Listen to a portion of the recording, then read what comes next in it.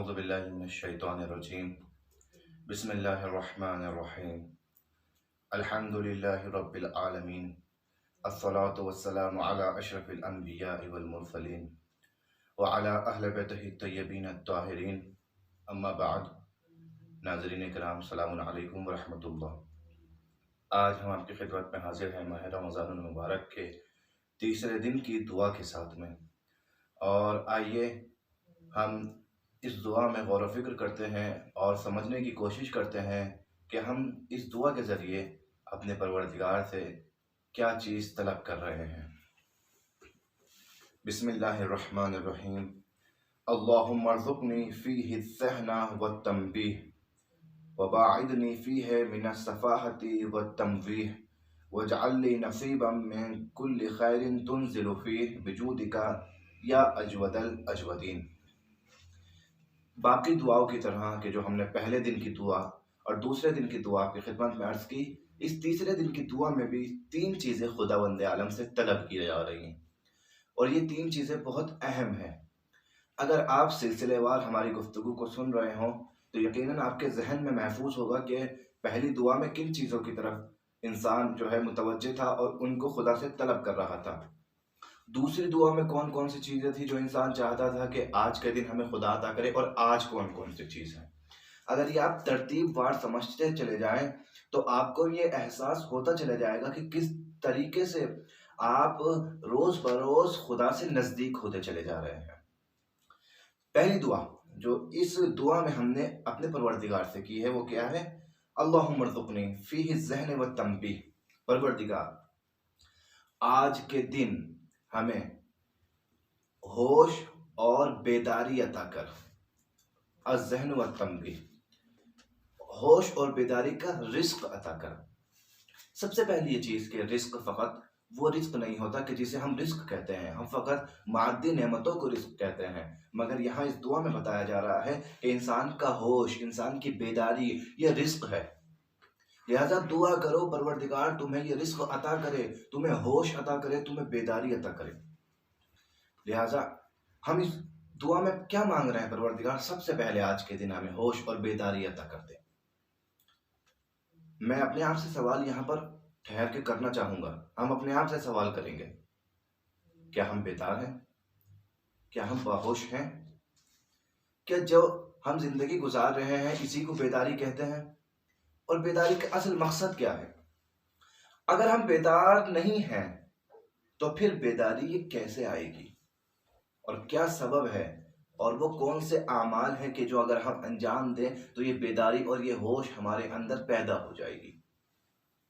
سب سے پہلا عمل جو ہمیں انجام دینا چاہیے اس بیداری کے لیے وہ ہے اپنے عقائد کا اور دین کے متعلق اپنے علوم کا جو ہے وہ احاطہ کرنا، کہ ہم نے دین کو کتنا سمجھا ہے، ہم نے دین کو کتنا جانا ہے۔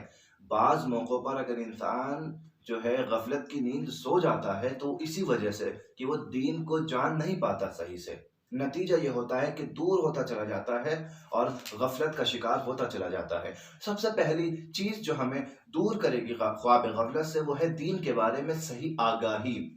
ہم اپنے دین کے بارے میں آگاہی کتنی رکھتے ہیں؟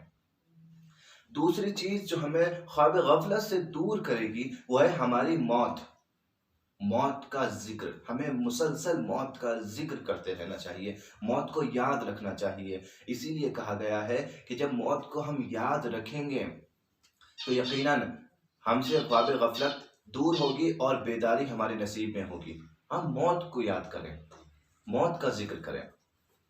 تیسری جو سب سے اہم بات ہے وہ کیا ہے؟ سب سے اہم اور تیسری بات وہ ہے اپنے ایمان کے متعلق دل میں ولایت ہونا، اور ہر لمحہ اس بات کا خیال رہنا کہ میرا امام مجھے دیکھ رہا ہے، میرا امام میرے اعمال کا نگہبان ہے۔ ظاہر سی بات ہے پروردگار عالم نے امام زمانہ کو آج اسی لیے زندہ رکھا ہے کہ وہ ہماری رہبری کے لیے ہیں، لیکن ہم امام زمانہ سے اس طریقے سے متمثل نہیں ہیں، اس طریقے سے متوسل نہیں ہیں کہ جیسے ہمیں ہونا چاہیے۔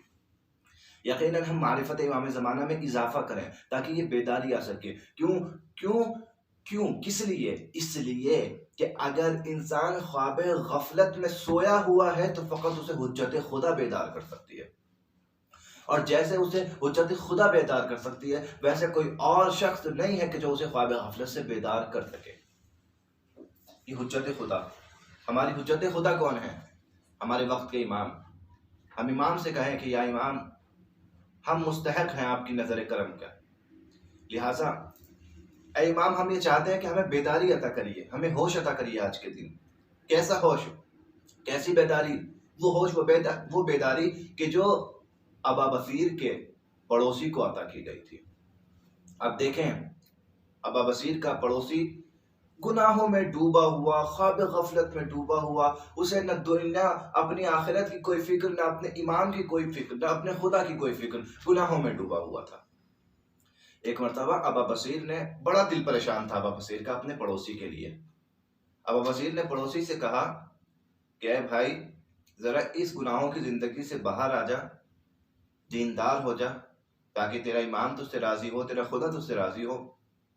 ایک مرتبہ وہ کہتا ہے کہ میں اب اس کا شکار ہو چکا ہوں، مجھے مشکل لگتا ہے کہ میں باہر آؤں، مگر تم جا رہے ہو امام صادق علیہ السلام کی ملاقات کے لیے، میرے بارے میں امام صادق سے بات کرنا، کیا پتا امام صادق علیہ السلام کوئی ایسی بات بتا دیں کہ جس کے ذریعے سے میں بیدار ہو جاؤں خواب غفلت سے۔ اب وہ جیسے ہی اس نے یہ کہا، جناب ابا بصیر امام جعفر صادق علیہ السلام کی زیارت کے لیے مدینے آئے۔ امام علیہ السلام کی زیارت کی، اور جب زیارت کی تو وہ واقعہ اپنے ہمسائے، اپنے پڑوسی کا امام صادق سے بتایا۔ یہاں ٹھہر کے امام صادق کا جملہ سن۔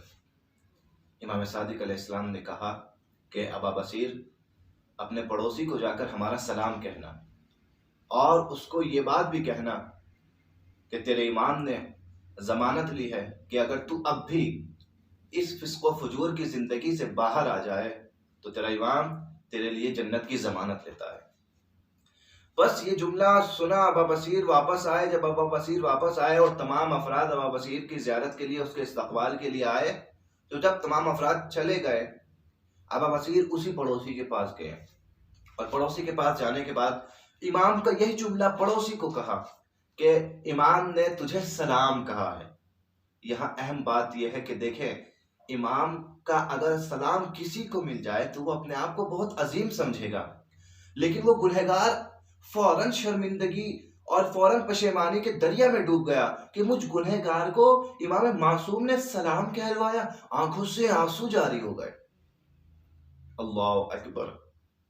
یہاں تھا کہ ابو بصیر فوراً اس جملے سے، خواب غفلت سے بیدار ہوا۔ اس نے دیکھا کہ میری ابھی پوزیشن کیا ہے، مجھے کیا کرنا ہے۔ خواب غفلت سے بیدار ہونے کا مطلب یہ نہیں ہے کہ توبہ کر کے اپنے گھر میں بیٹھ جاؤ، بلکہ ابا بصیر کے اس پڑوسی کو دیکھیے کہ کیا کیا۔ خواب غفلت سے بیدار ہوا، اور اس کے بعد جو بھی حرام مال اکٹھا کیا تھا سب مال ان کے مستحقین کو واپس پہنچایا۔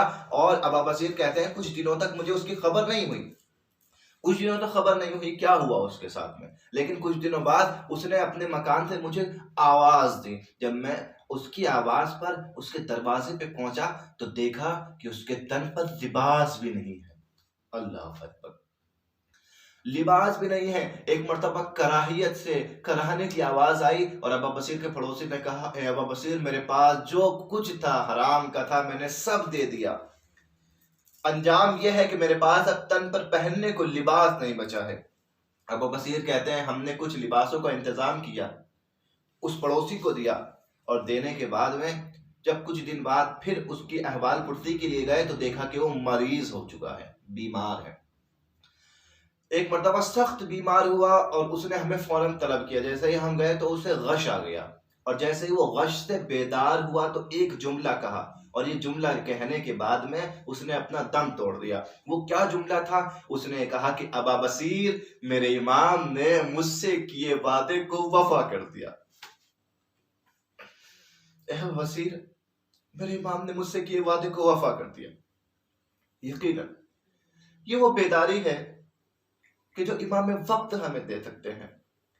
ہماری امام وقت سے محبت ہی بیداری دلا سکتی ہے۔